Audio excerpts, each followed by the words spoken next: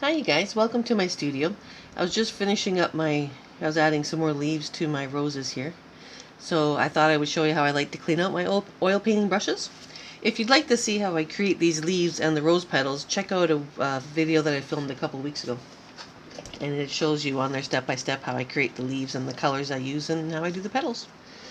Now, if I'm going to be cleaning out my brush in between colors while I'm working on a piece, I'll take a little bit of linseed oil out on a plastic lid or on a palette, and then I just dress my brush into that oil painting medium and pinch it out.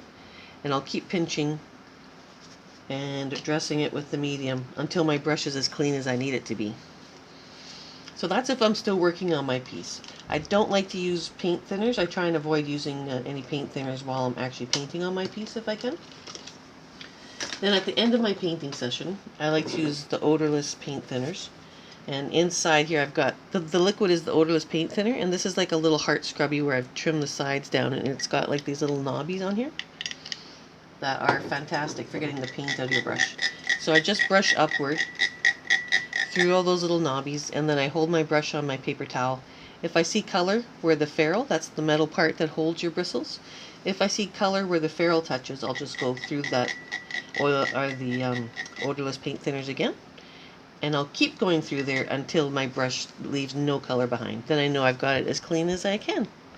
So again, while I'm painting, I use the linseed oil, and at the end of my painting sessions, I clean out all my brushes with the odorless paint thinners. So I hope that will help you out. I know it helps me and helps my brushes last for years. So keep on painting. We'll talk to you soon.